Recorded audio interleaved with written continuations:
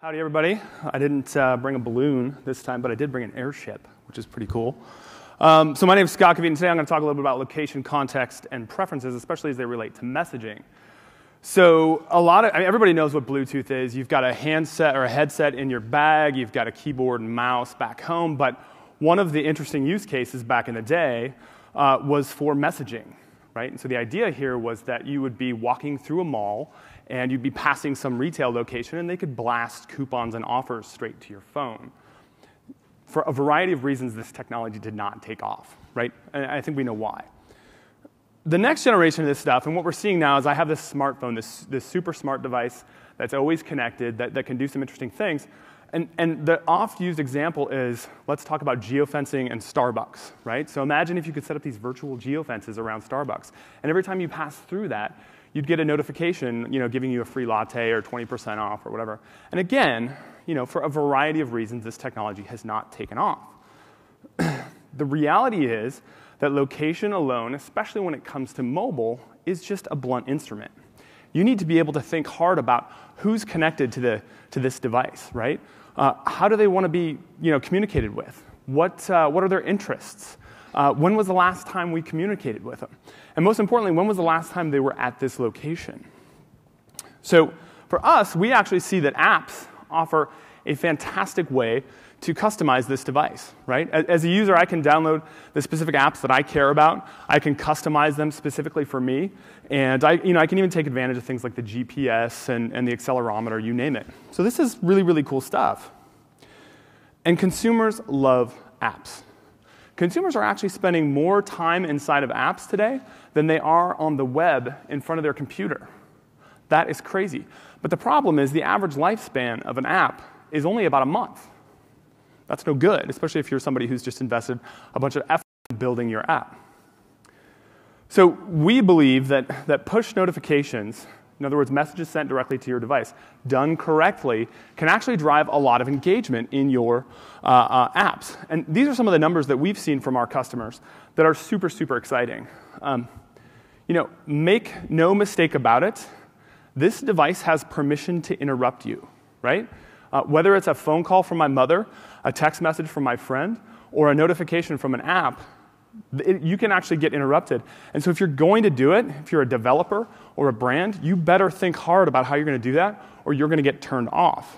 And of course, you can't turn off your mom, so you're still going to get those. But so for the last 3 years, we've been building a set of services around messaging for app developers that helps power these push notifications. To give you an idea, in the last month alone, we've actually sent about just shy of 3 billion notifications. Let's see here. So one of the things that I'm really excited about is this second generation of apps. So the first generation of mobile apps out there were really sort of taking what they learned on the web and just shoving it at mobile. And it just wasn't very interesting. The second generation really takes advantage of the inherent nature of these devices. So we've had a bunch of our customers just really crush this and build tools that allow you to personalize how you receive these notifications. So you may be this fanatical Phillies fan who's receiving every notification about the Phillies, or you may be his buddy on the right who just wants to find out the final score because it's probably going to be a loss, right? So the New York Times, same thing. Maybe I want notifications from globally, or maybe just for my city, or maybe just for my neighborhood. You can do that. And I don't know how many folks have seen the Walgreens app, but this to me is really exemplifies the second generation of apps, right? So you can actually take a picture of your bottle, of your prescription, right? And then you send it to the closest Walgreens, and then they'll send you a notification straight to your phone telling you when it's ready for pickup, right? That's exactly how these devices are supposed to be used. So adding location into this mix is really tricky. And so what if ESPN could know that these guys are actually in Boston going to the Phillies game? Or what if New York Times could find out that their subscriber actually checked into a hotel somewhere in Manhattan? Or what if Walgreens knew that their customer only gets to town once or twice a month? So what we realized about a year ago, looking into location, we wanted to add this functionality, location and context, into what we were doing with messaging. And we started to look at it, and we said, hey, anybody can do this, right? It's geofencing. This isn't that hard. We're pretty smart. Well, it turns out it is really hard. So we actually went to Jay and Joe and Matt over at Simple Geo, and we struck up a partnership with them. And what we wanted to do is bring their world-class geolocation platform, geolocation and context platform, and couple it with our messaging platform. And we announced a partnership in June, and it actually went so well that we ended up acquiring Simple Geo back in November. And so for the last 6 months, we've been working hard at integrating these technologies into our platform. And today, I'm really pleased to announce segments.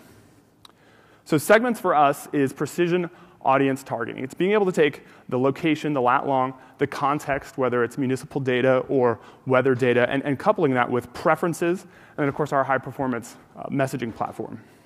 What's great is today we actually have the libraries available. You can download this stuff and start using it today with general availability of the platform itself in May. Super, super excited about what the team has done here to make this go. So now if you're ESPN and you know these guys are in Boston, you can ask them if they want color commentary, right? It's tailored specifically for them. Or the New York Times can send their subscriber the nightlife guide for New York. Or Walgreens can notice that their customer is actually in town and remind them that they need to pick up their prescription, right? This is fantastic stuff. So the other piece for us that we've been thinking hard about is indoor location. It's one thing to get a map and directions to the Bellagio, but it's another thing to actually find your way around in there. So we've been thinking about what we could do there because we've had our customers ask us about how we can actually do that kind of messaging as well there. So today I'm actually pleased to announce another partnership that we have. So Meridian has been working with Cisco to offer indoor GPS, and I put that in quotes because it's really turn-by-turn, aisle-by-aisle navigation inside of venues. And so now we're going to be able to do the same kind of targeted messaging inside of large venues, whether it's sporting venues, casinos, retail locations, malls, you name it. And so if you're in the casino and you're trying to find your way around, you might get a notification telling you, hey, there happens to be 5 more tickets to the Blue Man Group, and oh, by the way, here's how you can get there. So again, super excited about what we've got here. All this stuff is available today, and I want to thank everybody for having us. Thanks.